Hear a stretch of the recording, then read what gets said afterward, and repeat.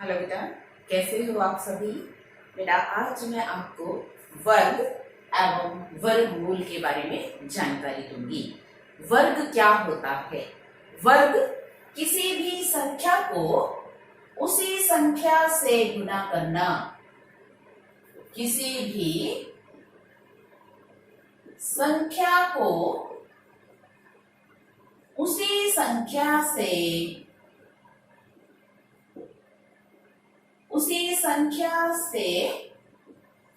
गुना करना संख्या का वर्ग कहलाता है। संख्या का वर्ग कहलाता है। Multiply any number with the same number is called a square। जैसे एक का वर्ग एक गुना एक, दो का वर्ग दो गुना दो, कितना होता है? दो गुना दो चार, और एक गुना एक, यानी कि एक का स्क्वायर भी एक ही होगा, एक का वर्ग भी एक ही होगा। दो का वर्ग चार, तीन का वर्ग तीन गुना तीन नौ होगा। चार का वर्ग चार गुना चार 16 होगा। पांच का वर्ग पांच गुना पांच 25 होगा। छह का वर्ग छह गुना छह 36 होगा। सात का वर्ग सात गुना सात 49 होगा। आठ का वर्ग आठ गुना आठ 64। नौ का वर्ग नौ गुना नौ 81 होगा। और 10 का वर्ग 10 गुना 10 100 होगा। आपने देखा, मैंने 1 से लेके 10 तक की संख्याओं के वर्गों को लिख दिया है। एक बात आपने नोटिस की कि देखिए, जो भी मैंने वर्ग करके संख्या लिखी है, उस हर संख्या में इकाई का अंक या तो 1 है, देखिए, या 4 है, या 6 है, या 5 है, या 9 है, या 0 है। कहीं भी न तो 3 है, न 7 है, न 2 है, न ही 8 है, और न ही शून्य की जो संख्या है वो विषम है। देखिए कितनी मजेदार बात है ये। हम किसी भी संख्या का वर्ग करें, किसी भी संख्या का 162, 195, 999, कोई भी हम नंबर लेके यदि हम उसका वर्ग करते हैं, उसके वर्ग में ना तो कभी 2 आएगा जो इकाई का स्थान है वर्ग करने के बाद, ना ही कभी 3 आएगा, ना ही कभी 7 आएगा, ना ही कभी 8 आएगा, और यदि 0 आएगा तो वो विषम स्थानों पे नहीं होगा। शून्यों की जो संख्या है वो सम होगी। एक 0 कभी नहीं होगी, या तो वो 2 0 होंगी, या 4 0 होंगी, या 6 0 होंगी। तो ये मैंने आपको बताया कि वर्ग किसे कहते हैं। वर्ग किसे कहते हैं? किसी संख्या को उसी संख्या से जब हम गुना कर देते हैं तो हमारे पास वर्ग आ जाता है। अब मैं एक प्रश्न के माध्यम से आपको ये और भी क्लियर करती हूं। मेरा प्रश्न है, निम्न संख्याओं में, मेरा प्रश्न है ये, निम्न संख्याओं में वर्ग करने पर इकाई के स्थान पर कौन सा अंक आएगा? कौन सा अंक आएगा? अगर हम किसी संख्या का वर्ग करते हैं तो इकाई के स्थान पर कौन सा अंक आएगा? अब हम इसको समराइज करते हैं जो अभी हमने पहले किया है कि 1 का वर्ग 1, 2 का क्या होता है 4, 3 का 9, 4 का 16, 5 का 25, 6 का 36, 7 का 49, 8 का 64, 9 का 81 और 10 का 100। ये बात हमें याद रखनी है कि अगर इकाई के स्थान पर एक अंक है तो वर्ग अगर हम उस संख्या का करते हैं तो एक ही आएगा हमेशा।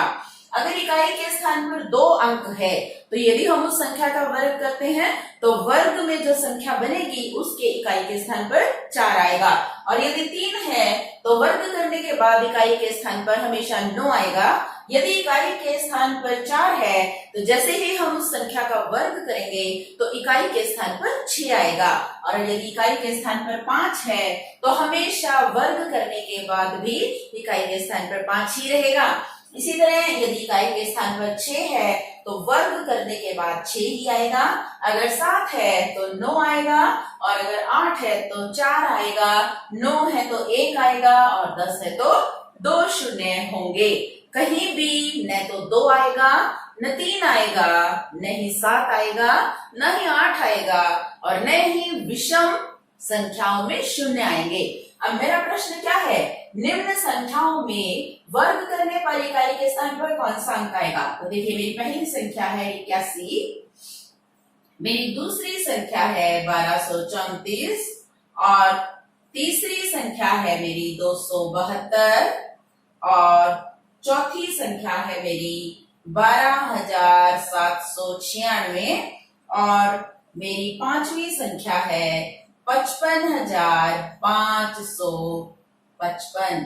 अब देखिए 81 का जब हम वर्ग करेंगे तो 81 के वर्ग में इकाई के स्थान पर कौन सा अंक आएगा? 1 आएगा।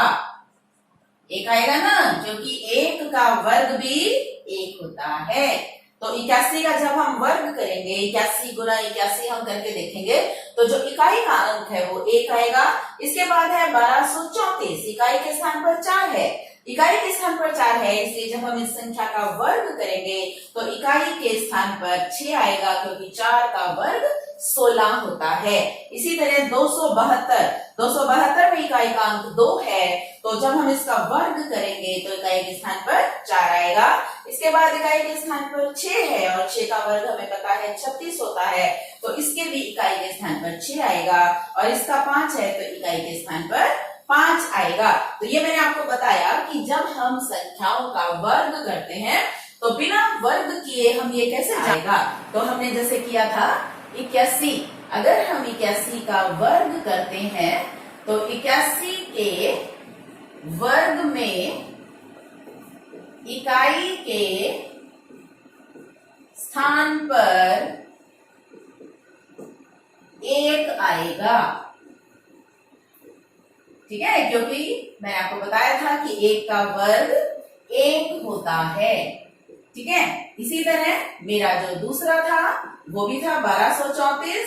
1234 में इकाई के स्थान पर 4 है, तो जब हम इसका वर्ग करेंगे तो उसके इकाई के स्थान पर 6 आएगा, क्योंकि 4 का वर्ग 16 होता है। इसी तरह जो तीसरा था 272, इसमें 2 है तो वर्ग करेंगे इकाई के स्थान पर 4 आएगा। और चौथा था 12,796, इसमें इकाई के स्थान पर 6 है तो वर्ग करने के बाद भी 6 रहेगा। 55,555, इकाई के स्थान पर 5 है तो वर्ग करेंगे तो भी 5 ही आएगा। तो ये थी जानकारी कि बिना गुणा किए संख्याओं के वर्ग करने पर इकाई के स्थान पर कौन सा अंक आता है।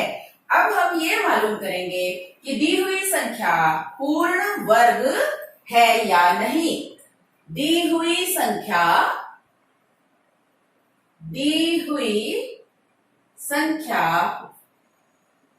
पूर्ण वर्ग है या नहीं, ये कैसे मालूम पड़ेगा? अभी कल मैंने आपको बताया था कि अगर किसी संख्या का हम वर्ग करते हैं तो उसके वर्ग में क्या क्या नहीं आता। संख्या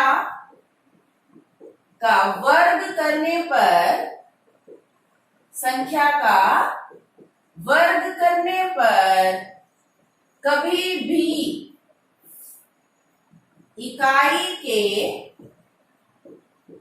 स्थान पर 2, 3, 7, 8 तथा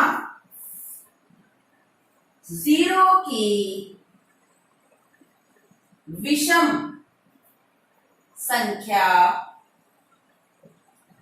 0 की विषम संख्या नहीं आएगी।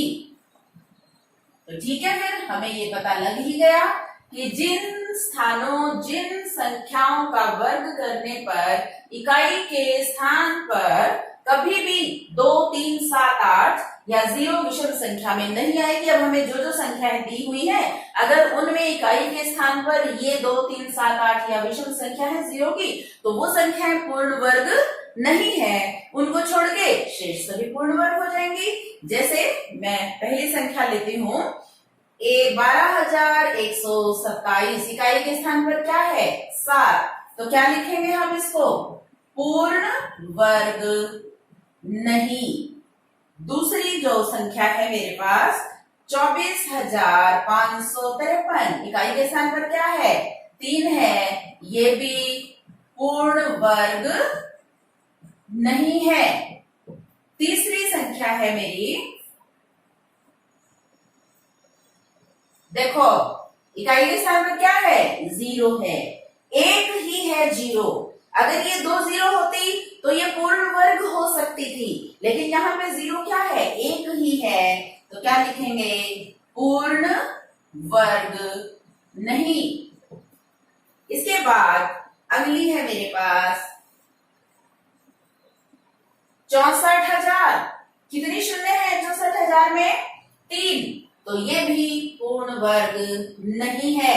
अगर इसके साथ एक और 0 होती या एक 0 कम होती तो ये पूर्ण वर्ग हो जाती, पूर्ण वर्ग नहीं।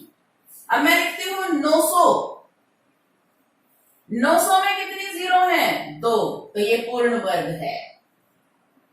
तो जिन भी संख्याओं के वर्ग करने पर, जिन भी संख्याओं के इकाई के स्थान पर 2, 3, 7, 8 या विषम स्थानों पर शून्य है, विषम है, शून्यों की संख्या विषम है, तो वो पूर्ण वर्ग नहीं है। अब हमें ये बताना है किन किन संख्याओं का वर्ग सम है या विषम। कौन कौन सी संख्याएं हैं मेरे पास, 431, दूसरी है 222, 2226, तीसरी है 7,779 और चौथी है 82,004, 82,004। अब देखिए क्या बताना है हमें, किन किन संख्याओं का वर्ग सम है या विषम है। इसमें सीधी सी बात ये है कि जो हमारी संख्याएं सम होती हैं उनका वर्ग कर दे तो भी वो सम ही रहती हैं, और जो संख्याएं हमारी विषम होती हैं वो वर्ग करने के बाद भी विषम ही रहती हैं। ये कैसी संख्या है, विषम संख्या है।